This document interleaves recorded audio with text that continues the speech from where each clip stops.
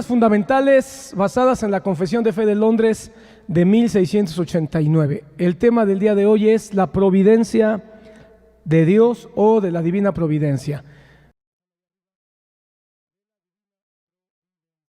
Romanos 11 va a ser nuestra cita base. Romanos capítulo 11,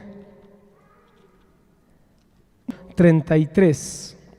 Dice: oh, profundidad de las riquezas y de la sabiduría y del conocimiento de Dios, cuán insondables son sus juicios e inescrutables sus caminos.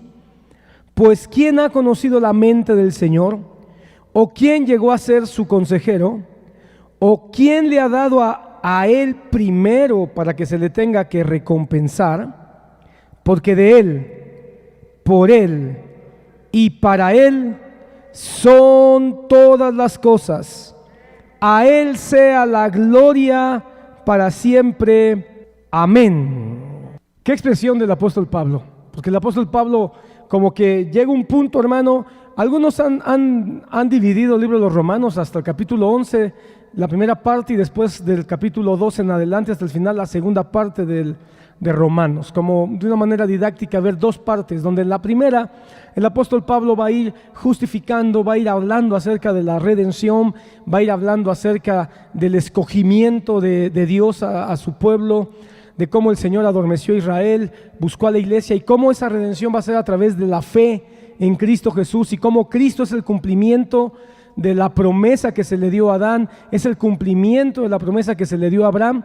Y llega un punto donde me parece a mí que el apóstol Pablo está entusiasmado en su escrito, se encuentra en un momento de gran regocijo después de haber hecho toda esa disertación, y entonces empieza con esta expresión donde él cita el Antiguo Testamento. ¿Quién ha conocido la mente del Señor? ¿Quién es su consejero? Porque de alguna manera manifiesta la sorpresa que tiene él en su corazón por la grandeza de la obra de Dios, por lo maravilloso de su voluntad manifestándose a la iglesia. Pero en esta expresión, hermano, él abre una puerta para el mensaje o el estudio del día de hoy, que tiene que ver con la providencia del Señor, donde tenemos que comenzar diciendo que la providencia del Señor es o la doctrina de la providencia de Dios es un tema que poco se ha hablado. De hecho, es un término que poco se escucha ya en las iglesias. Es un término que hasta antes del siglo XIX, muchos escritos de autores cristianos hablan de la providencia de Dios. Es un término común en su vocabulario cristiano, en su vocabulario como parte de la iglesia, pero por alguna razón empezó a tener desuso en el lenguaje cristiano, y yo creo saber por qué. Porque la providencia de Dios no comulga con muchas ideologías que se han introducido a la iglesia cristiana, donde sustituyen a Dios por el hombre, donde ponen al hombre como el objeto de las cosas, como la razón del quehacer de la iglesia, como el propósito del por qué las personas deben reunirse en una iglesia y de por qué Dios debería hacer las cosas. Es decir, el pensamiento de que Dios debe estar al servicio del hombre y no al revés, ha quitado el concepto de la providencia porque no coincide con esa manera de pensar. Cuando hablo hasta el siglo XIX, estoy hablando, por supuesto, de los primeros siglos de la iglesia. Estoy hablando incluso del periodo de la iglesia medieval, y estoy hablando del tiempo de la Reforma, estoy hablando del tiempo de posteriores a la Reforma, los avivamientos que hubo en Inglaterra, que hubo en América. Pero fue en el siglo XIX, o en el siglo XX, mejor dicho, cuando esta palabra y esta doctrina, porque no es nada más una palabra, es una doctrina que está muy, muy unida de manera muy profunda con la soberanía de Dios. Ya estudiamos el decreto de Dios, ya estudiamos la soberanía de Dios. Nuestro hermano Quique nos habló sobre eso. Están conectados con la creación, hermano. Nuestro hermano Toño nos hablaba la semana pasada de la creación, porque la creación tiene que ver con la soberanía y tiene que ver con la providencia. Ahorita vamos a explicar, no me quiero adelantar. Esos son los temas que vamos a mirar, para que sepas de qué vamos a hablar, sobre todo para los que toman apuntes, esto les puede ayudar también, o para que tengas una línea mental que nos va a ayudar a ti como oyente y a mí como expositor, para no perdernos. Entonces primero vamos a tratar de definir qué es la providencia. Segundo, vamos a hablar sobre que Dios tiene el poder y el control sobre todo. Tercero, vamos a explicar un poquito sobre qué es la providencia ordinaria y la providencia especial. Y yo creo que vamos a llegar hasta ahí el día de hoy. Y si Dios nos da fuerza, la próxima semana estaremos hablando, número 4, la diferencia entre providencia y destino. Hablaremos sobre la concurrencia y estaremos intentando dar una conclusión a todo el tema. Comencemos entonces. ¿Qué significa la palabra providencia? Empecemos ahí. La palabra providencia nos transmite un pensamiento. Cuando leemos los escritos de los cristianos de siglos pasados, llama la atención la multitud de referencias en la providencia de Dios. El espíritu del naturalismo, del evolucionismo y el pensamiento crítico de nuestros días, que entiende que todos los acontecimientos en la naturaleza y del ser humano están gobernados por fuerzas naturales, ha hecho su impacto sobre nuestra generación. En otras palabras, hay un pensamiento que dice que todo está gobernado por la naturaleza, pero no por Dios. Y aunque tú no lo creas, hay cristianos que consciente o inconscientemente pensamos que todo tiene que tener una razón natural o tiene que tener una explicación científica. Tristemente, el pensamiento de la ciencia incluso ha superado en mentes cristianas, ha superado el adjudicarle las cosas a Dios. Si científicamente me lo puedes comprobar, entonces tiene que tener peso. Pero si nosotros decimos esto debe tener una explicación o un origen en Dios, entonces como que lo minimizamos. Creo que ahí hay un problema si estamos hablando de gente cristiana, porque la ciencia debe estar sometida a Dios y no Dios a la ciencia. La ciencia debe estar sometida a la palabra de Dios y no la palabra de Dios a la ciencia.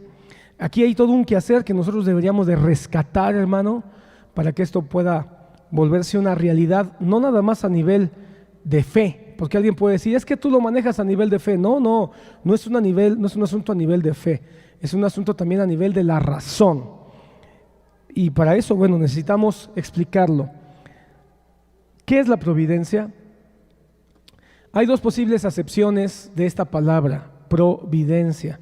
La palabra providencia no aparece como tal en la Biblia, pero el significado está por todos lados, hermano.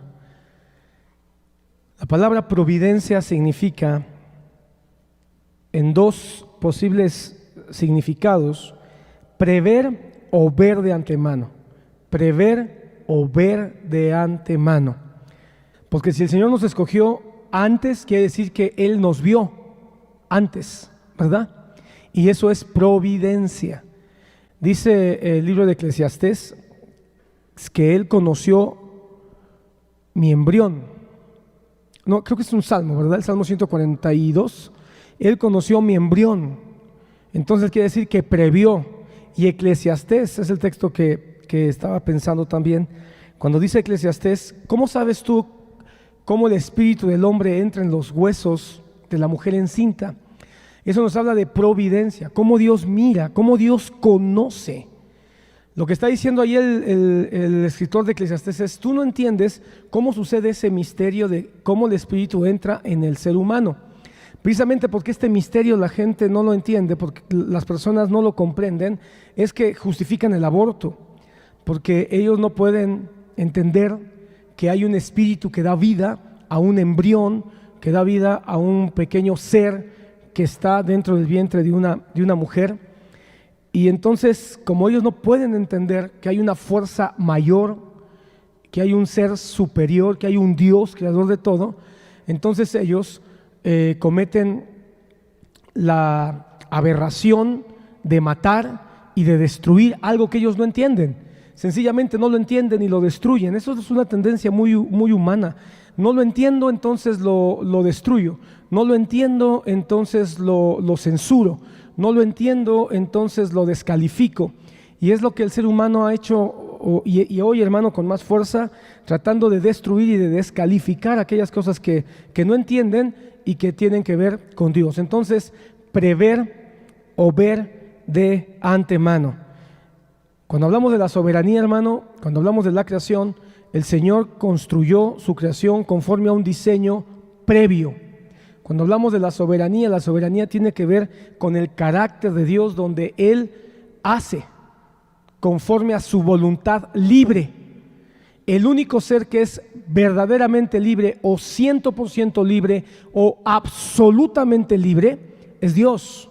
Fuera de Dios no hay ningún ser, hermano, en el universo que sea 100% o absolutamente libre. Todos estamos condicionados por diferentes factores, pero Dios en su absoluta libertad Él hace. Eso es la soberanía. Y en esa soberanía, en esa libertad absoluta, Él ve y Él prevé. Pero también tiene otra línea de significado, que es proveer, que son dos palabras muy similares.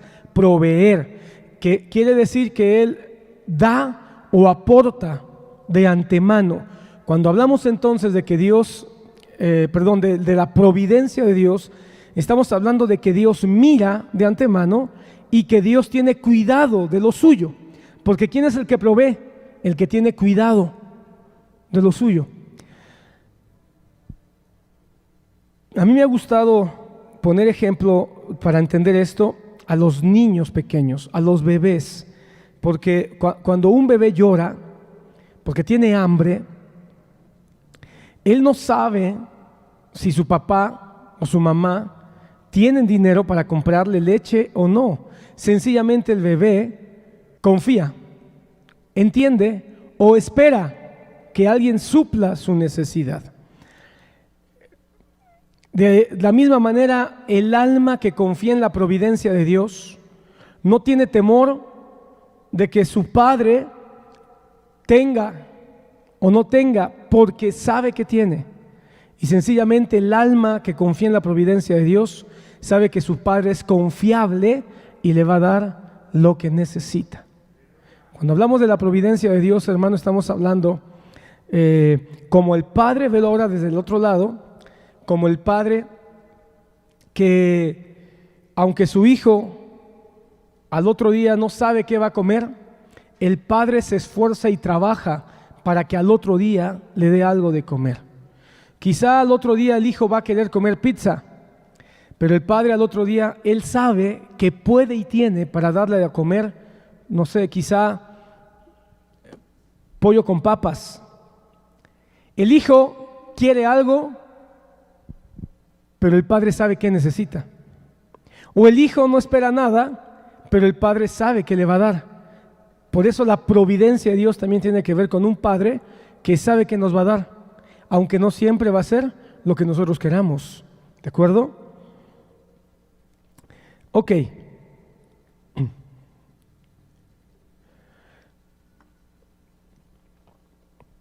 La Confesión de Fe de Londres de 1689, que es lo que estamos estudiando, fue escrita en 1667, pero fue editada en 1689, o fue autorizada en 1689 y salió a la luz, por eso lleva ese nombre.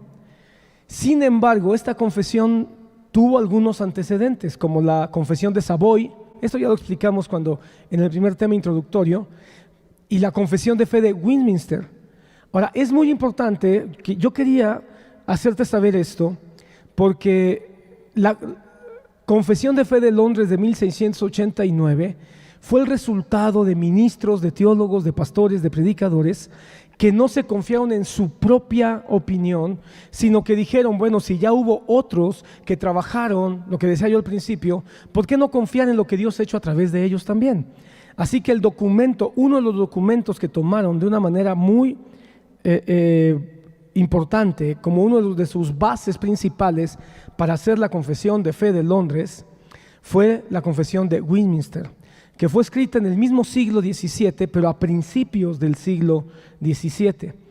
Y esta Confesión de Fe de Westminster, si tú la lees, es exactamente igual que el enunciado de la Confesión de Fe de Londres. Muchos de los enunciados de la Confesión de Fe de Londres van a ser casi idénticos o algunos muy idénticos, pero no todos. Este es uno de los enunciados que permanecen prácticamente igual. Y aunque parezca innecesario volver a ponerlo o volver a leerlo, quiero volver a ponerlo y quiero volver a leerlo para que se siembre en tu mente algunos puntos fundamentales, ya con miras a explicar qué es la providencia de Dios bíblicamente. Dios el gran creador de todas las cosas. Yo quiero que mires cómo se está conectando con el artículo anterior, la creación. El gran creador, lo que está apelando a una doctrina que ya se estudió. El gran creador de todas las cosas sostiene, dirige, dispone y gobierna. Pon atención, son 4 palabras muy importantes que vamos a desarrollar ahora. Sostiene, ¿entiendes lo que es eso? Nada se cae de su mano. Esto es maravilloso, hermano. Esto es para que nos llenemos de alegría.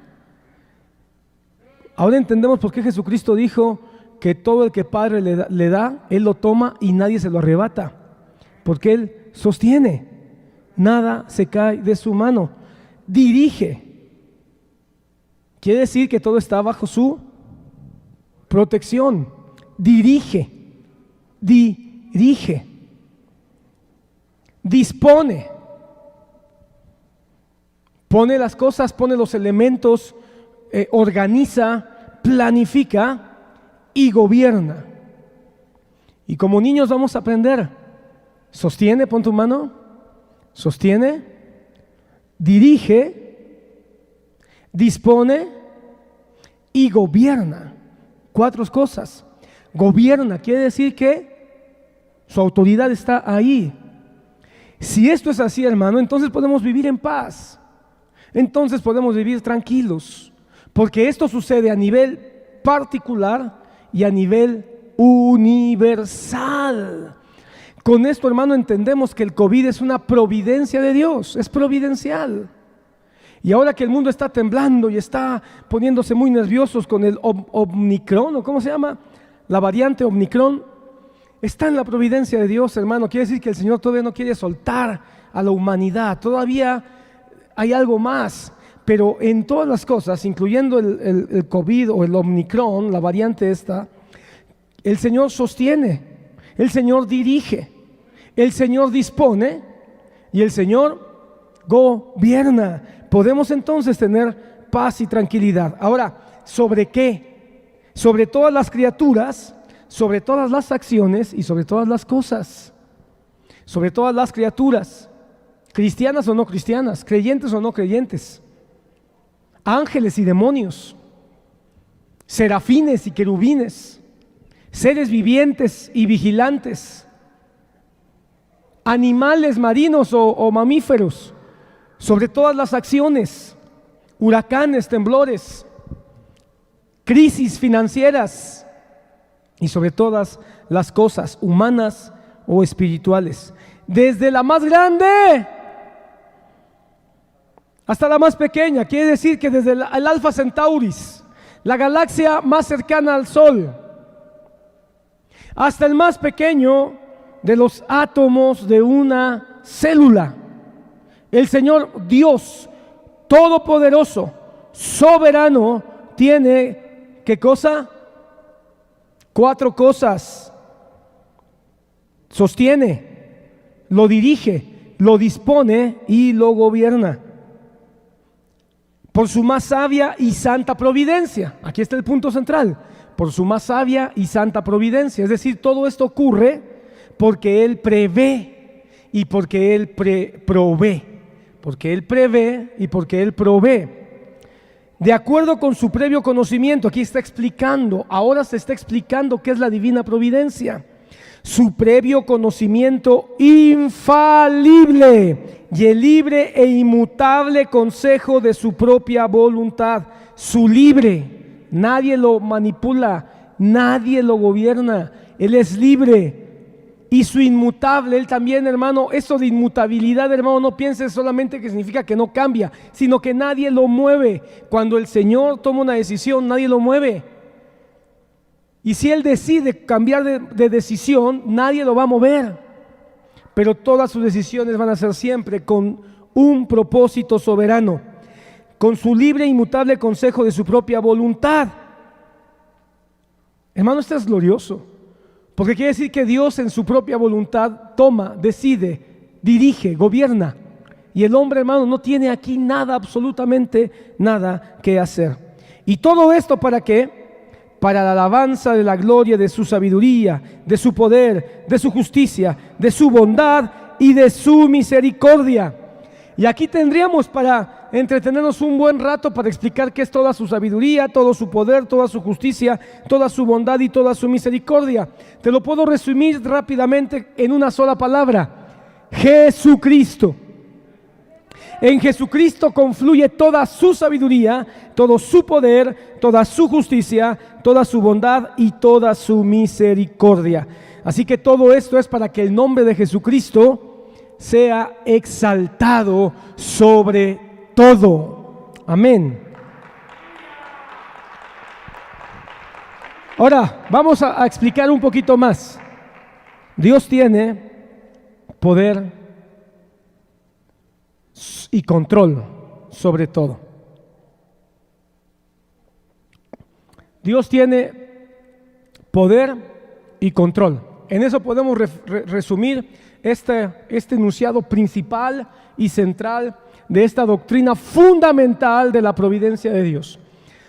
Dice Hechos 17:28, porque en Él vivimos, nos movemos y existimos. Así como algunos de vuestros mismos poetas han dicho, porque también nosotros somos linaje suyo. Entonces, hermano, en Él vivimos, nos movemos y existimos. Otra versión dice, nos movemos y somos. Es decir, lo que nosotros somos es por Él, y en Él y para Él. Eso tiene que ver con su providencia, ¿de acuerdo? Bien, expliquemos esto. Dios es creador de todo, pero no solo es el creador, también sostiene lo que crea. Eso es lo que nos dice la confesión. Él lo sostiene. Hermano, por ahí hay una filosofía donde dicen que Dios fue como una especie de ingeniero, una mente muy capaz, que creó el universo, creó la tierra, creó al ser humano y le dio cuerda y lo dejó para que ahora funcionara solo. Pero hermano, eso no es así, porque Dios no es un Dios que hizo todo y después se apartó y después se aisló y ahora está solamente contemplando a ver cómo hacemos las cosas nosotros. Eso incluso está dentro de la iglesia. Por increíble que parezca, es un pensamiento que está inmerso dentro de algunos movimientos cristianos, donde piensan que el hombre es el que va ahora, el hombre es el que tiene que hacer ahora las cosas, porque Dios está contemplando y Dios está esperando. Y ciertamente el hombre tiene que hacer muchas cosas y el ser humano tiene que participar, porque hermano, esto no anula la libertad del ser humano, aunque es una libertad limitada, aunque es una libertad bajo ciertos rangos, pero Dios no está controlando de manera limitante nuestra voluntad. Él está controlando nuestra vida para un propósito, y con ese propósito entonces Él va a diseñar o a designar todas las cosas. Pero tampoco somos robots, tomamos decisiones. Todos los días tomamos decisiones. Vamos a hablar de eso más adelante. No me quiero adelantar, hermano, porque alguien puede comenzar a pensar, entonces nosotros somos una especie de marionetas. No, porque la provisión de Dios o la previsión de Dios tiene un diseño donde nosotros también participamos. Pero comencemos diciendo, Dios es el creador de todo, pero no solamente lo crea, Él lo sostiene. Entonces Él lo crea y lo sostiene. ¿Qué nos da garantía de eso? Lo que nos da garantía es que aunque nosotros tenemos movimiento, nosotros tenemos un libre albedrío y nosotros tenemos una capacidad de acción, nada de lo que nosotros hagamos se va a caer o le va a echar a perder el plan a Dios. De eso se trata. Nada le va a echar a perder su plan perfecto, porque Él mismo lo sostiene, ¿de acuerdo? Entonces Él sostiene lo que crea. El universo no depende solo de Dios, depende de Dios para continuar existiendo. Si Dios fuera un relojero que le da cuerda, entonces el mundo estaría subsistiendo o estaría moviéndose por sí mismo, Pero no, Dios creó todo, pero Él está activo, Él está participante todo el tiempo. El salmista dice, no se dormirá el que guarda a Israel. De la misma manera, Dios no se dormirá porque Él va a guardar su creación. Dios, hermano, no está ajeno. Él creó el universo, creó todas las cosas y Él también participa, no nada más participa. El universo depende de Dios para continuar existiendo. El universo no pudiera existir ni pudiera funcionar si Dios no estuviera participando o no estuviera dándole, proveyéndole toda la fuerza de su poder. Aquí es donde mi hermano Toño la semana pasada explicaba, y aquí es donde toma más sentido, por qué es que la tierra se encuentra en el lugar exacto. ¿Te acuerdas que él hablaba de eso? Se encuentra en el lugar exacto, a la distancia exacta, en un sistema de traslación perfecto para que no muera y al contrario tenga vida. Eso nunca lo han podido explicar los científicos, ellos se lo asumen al azar. Vamos a hablar del azar la próxima semana.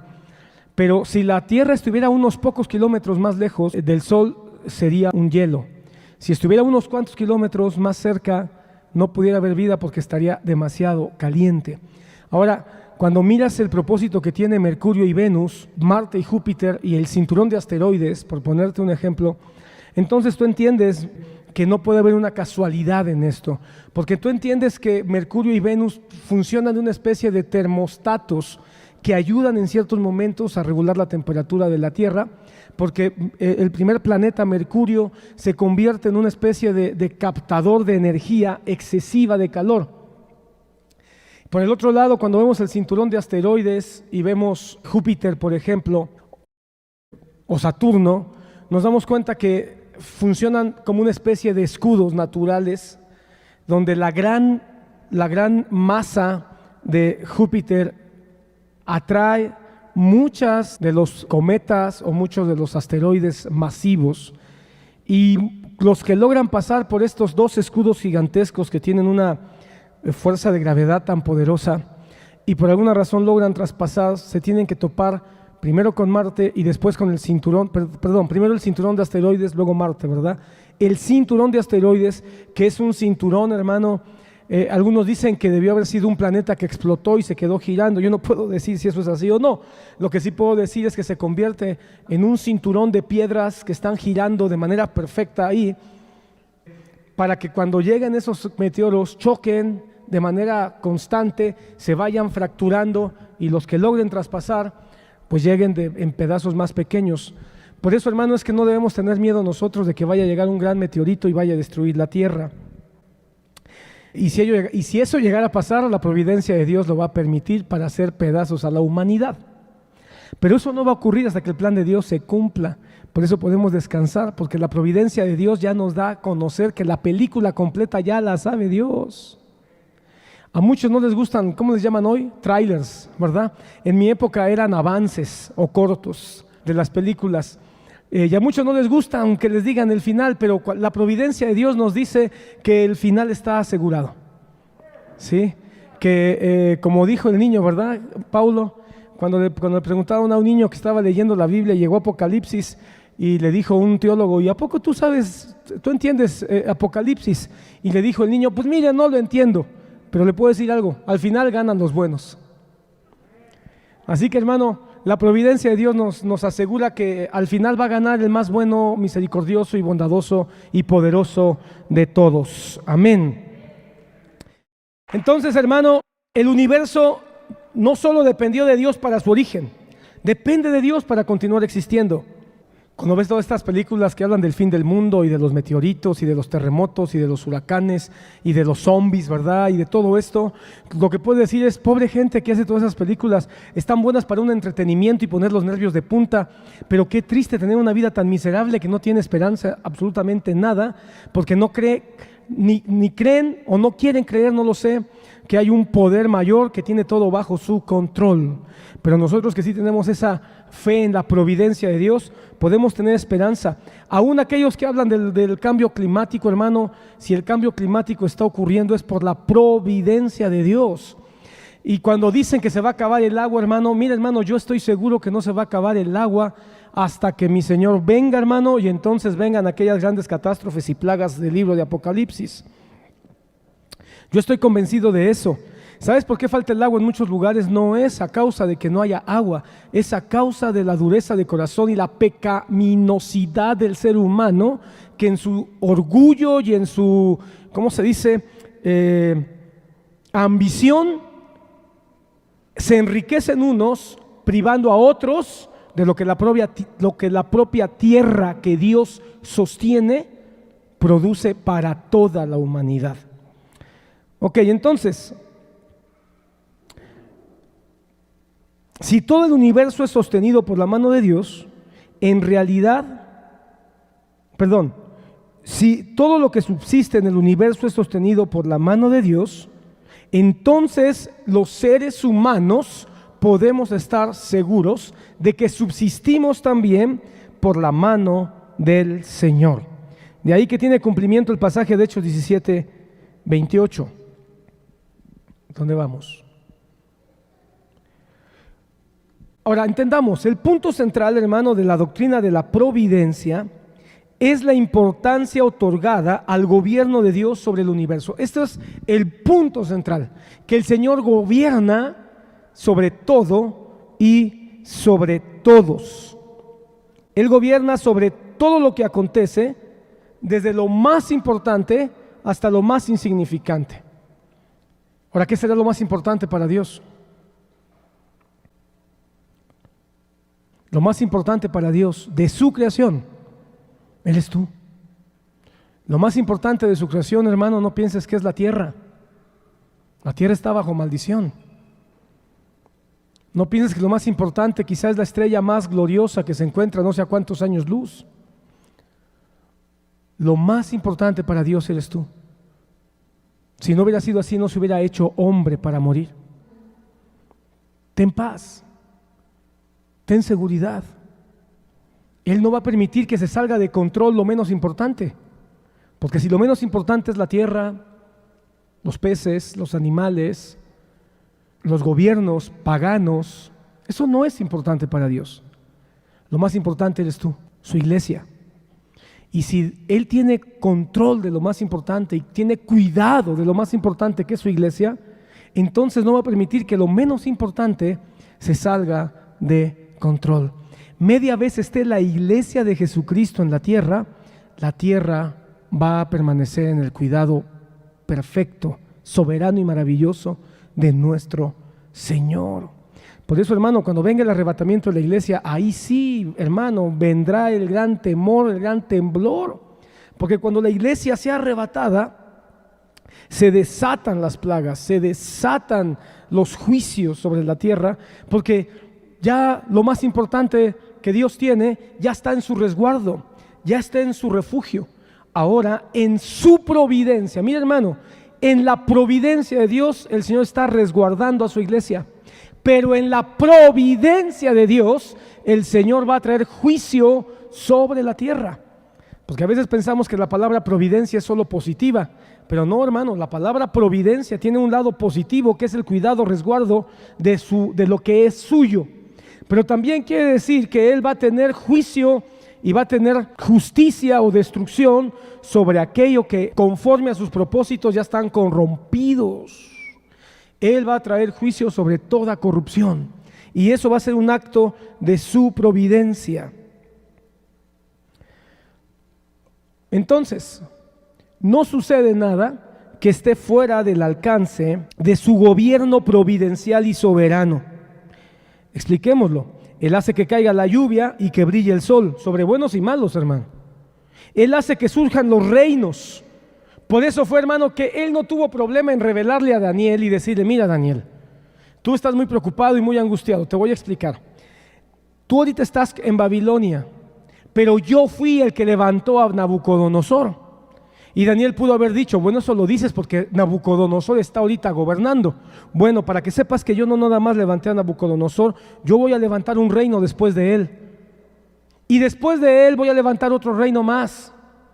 Y va a ser con estas características y va a tener estas situaciones. Y después de él voy a levantar uno más poderoso todavía. Y después de eso voy a levantar uno más y después vendrá la gran roca que destruirá a todos. Y Daniel no entendió, pero allí Dios estaba mostrando su poder providencial. Solo Dios podía decir Babilonia, Asiria, Grecia, Roma y después un reino ecuménico al final de los tiempos. ¿Por qué? Porque Él prevé todas las cosas. En su previsión, Él mira cómo van a terminar, desde lo más grande hasta lo más pequeño. Por eso ningún reino sorprende a Dios. Y lo más tremendo, hermano, Él tiene contados los cabellos sobre nuestras cabezas y los días de nuestra vida. Así que, hermano, descansa. Él sabe el día en que naciste, Él sabe el día en que nos vamos. Pero la gran ventaja que tú y yo tenemos es que en su providencia, el día en que tú y yo nos vayamos de esta tierra, nos vamos a la vida eterna. Para ti y para mí, el día en que su providencia nos diga, se acabó, ese día, hermano, será el día más glorioso para nuestra vida. Amén. Ahora hay que explicar algo para entenderlo un poco más, que también lo menciona la confesión de fe. Vamos a entender la providencia si nosotros, por cuestiones didácticas, separamos su providencia en dos tipos de providencia: su providencia ordinaria y su providencia especial. Cabal, citemos a Daniel, a quien ya mencionamos, y yo quiero que mires cómo Nabucodonosor, quien fue un hombre que Dios usó, hermano, para azotar al pueblo de Israel. Fue un hombre que Dios levantó para poner en jaque al pueblo de Israel y mostrarle que ya Dios tenía que hacer algo ante la corrupción en la que Israel y Judá habían llegado. Y es sorprendente. Yo no sé si Nabucodonosor, hermano, va a estar en el reino de los cielos o va a estar en el infierno. Algunos dicen, no, definitivamente él tiene que estar en el infierno porque fue un hombre que penetró Israel y que lo destruyó. Pero, hermano, Nabucodonosor solo hizo lo que Dios le permitió hacer. No hizo ni más ni menos. Y la última expresión de Nabucodonosor, hermano, fue una expresión donde le da gloria al Dios de Israel. Así que no lo sé, tampoco encontramos una base para decir que él entregó su vida al Mesías prometido. Pero es muy sorprendente que haya sido un hombre pagano el que haya dicho estas palabras, y que con estas palabras se describe, hermano, la mejor descripción de la providencia de Dios en toda la Biblia. Para mí,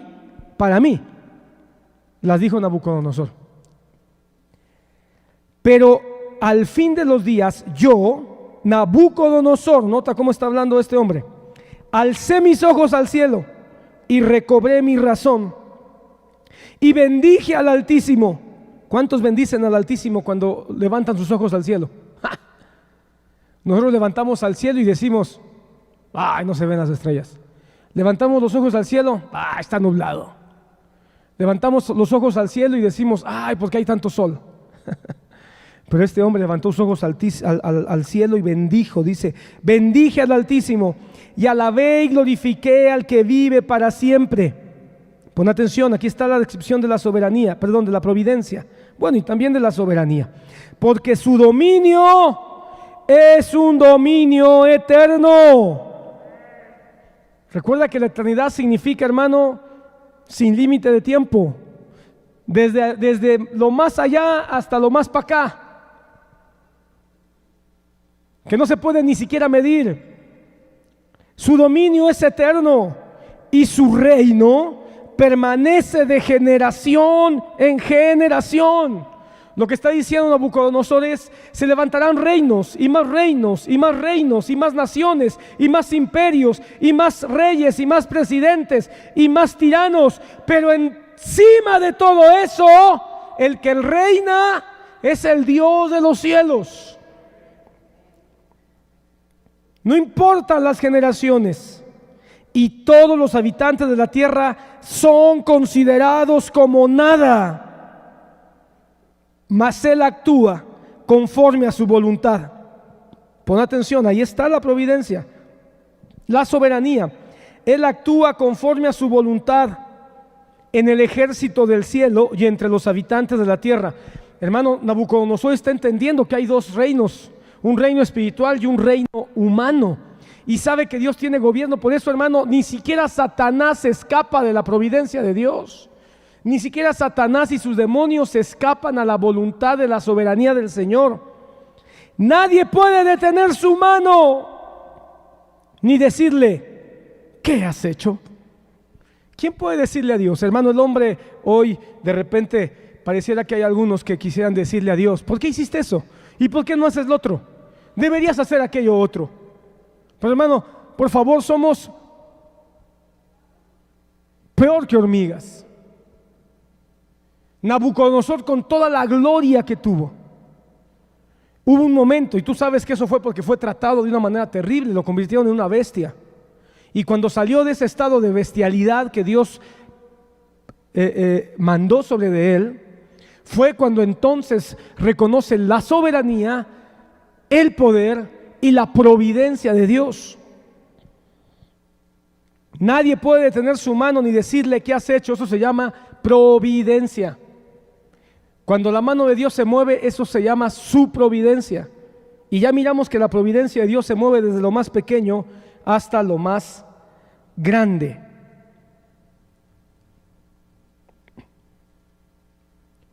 Ahora, algunos puntos específicos de la providencia ordinaria.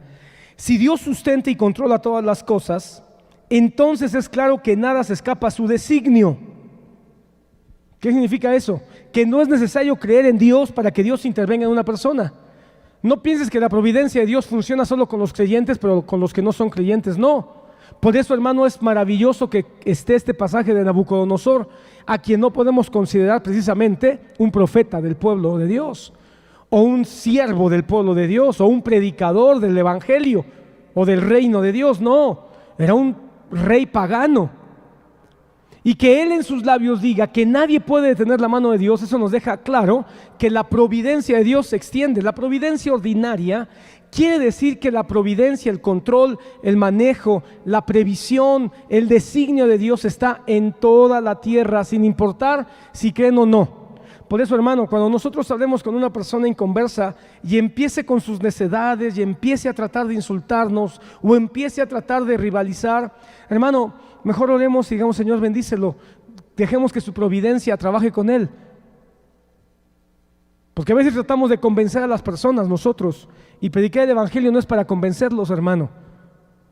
Si la providencia de Dios quiere que él se convierta, se va a convertir en ese momento contigo, o se va a convertir mañana con otra situación. Tal vez en ese momento la providencia de Dios era solo que les habláramos, pero si en ese momento él está necio, está cerrado, está obtuso, bueno, bendigamos primero a Dios y después al tal. Y si la providencia de Dios tiene un plan con él, contigo, sin ti, en el tiempo, quizá las palabras que tú le dijiste cumplan su propósito, pero está en las manos de Dios. Cuando Pablo dice en primera carta a los Corintios acerca de la predicación del reino, dice: Pablo sembró, Apolo regó, pero Dios es el que da el crecimiento. Eso es providencia de Dios.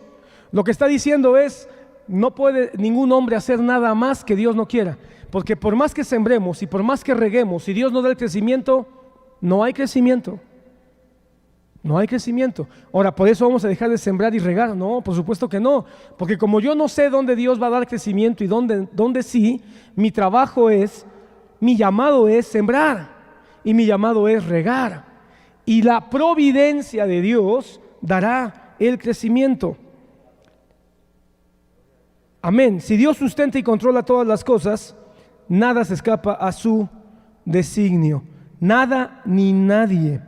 Todo lo que ocurre dentro y fuera de la iglesia está bajo su observación. La providencia ordinaria, entonces, es que Dios tiene autoridad en todo y en todos.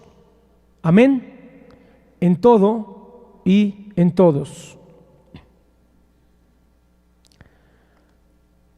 Ahora, ¿cómo lo hace?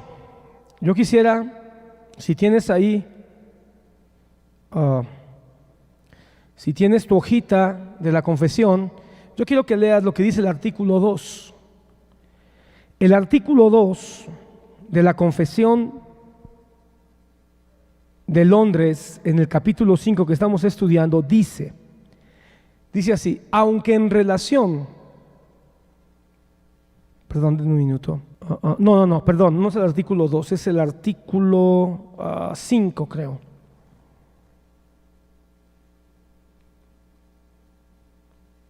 Artículo 3, gracias.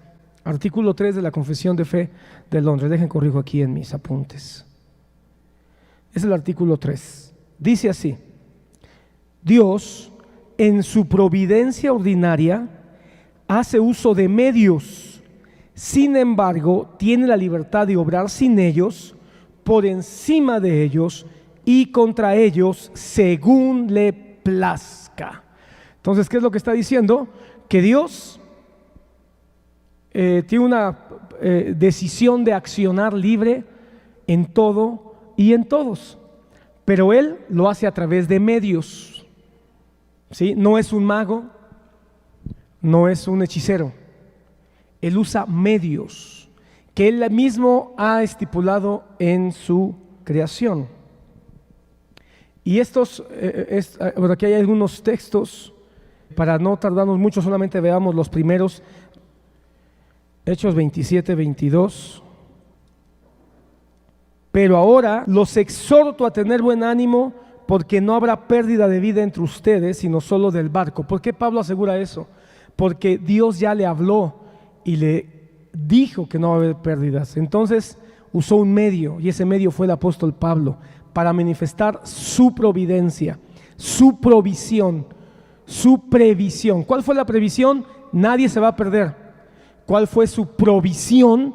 Van a mantenerse con vida. Ahora mira el versículo 31, ahí mismo. Pablo dijo al centurión y a los soldados: si estos no permanecen en la nave, ustedes no podrán salvarse. Lo que está diciendo Pablo es: Dios ya mandó su previsión y su provisión, pero hay un medio, y ese medio es que permanezcamos juntos. Entonces Dios también revela medios de su providencia para que se cumpla su propósito. En este caso es: mantengámonos juntos, y si estamos juntos, su providencia ordinaria particular, porque era una providencia particular para el momento específico en el que estaban viviendo, Dios dijo: mi providencia va a ser, estén juntos y no van a morir. Pero si alguien sale de ese plan providencial, entonces mi providencia va a ser fatal, o va a ser de muerte. ¿Sí lo notas? Su providencia fue: voy a salvarlos, pero permanezcan juntos.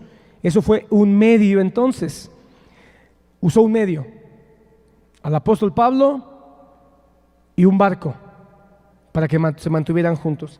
Sin embargo, como Él es soberano, Él puede manifestar su providencia sin ningún medio. ¿O Dios está limitado a medios? Él puede manifestar su providencia sin ningún medio. Oseas 1:7: pero me compadeceré de la casa de Judá y los salvaré por el Señor su Dios, y no los salvaré con arco, ni con espada, ni con batalla, ni con caballos, ni con jinetes. Entonces lo que Dios está diciendo es: yo los voy a salvar. Y seguramente, para que alguno pensará, va a mandar un ejército, va a mandar la caballería. Y Dios dice: no, yo los voy a salvar, y no van a ver ustedes ningún medio humano. En el caso del naufragio con Pablo, usó un medio humano, un barco. Ese fue el medio de su providencia. Pero aquí le dice a Oseas: habla y diles que no voy a usar ningún medio, va a ser completamente sobrenatural. Quiere decir que su providencia puede usar medios, o puede de una manera sorpresiva manifestar su voluntad, o incluso puede hacerlo por encima de ellos. Romanos capítulo 4, 19. Romanos capítulo 4, versículo 19. Romanos capítulo 4, versículo 19. Y sin debilitarse en la fe, contempló su propio cuerpo, que ya estaba como muerto, puesto que tenía como 100 años, y también la esterilidad de la matriz de Sara. Eso quiere decir, hermano, que Dios en su providencia puede pasar por encima de los medios. Dios puede usar medios, como un barco, o Dios puede no usarlos. Pero incluso Dios puede ir más allá y hacer que suceda algo completamente irracional para un propósito suyo. Era imposible que Abraham tuviera un hijo a los 100 años y Sara a los 80.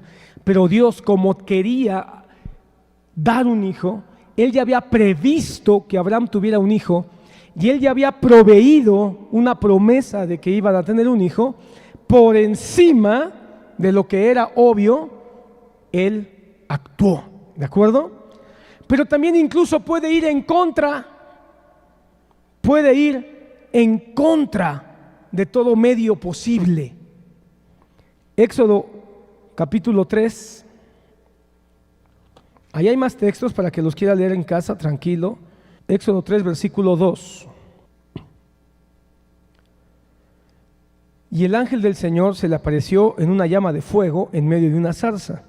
Al fijarse Moisés, vio que la zarza ardía en fuego, pero la zarza no se consumía. Entonces Moisés dijo: me acercaré ahora para ver esta maravilla. ¿Por qué la zarza no se quema? Hermano, Dios quiso hablar a Moisés, pero usó un medio donde estaba en contra del objeto.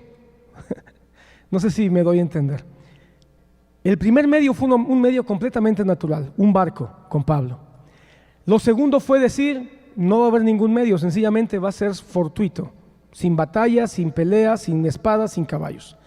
Lo tercero, hermano, es por encima. Yo estoy por encima de lo que parece imposible, y mi providencia puede estar por encima de lo que parece imposible.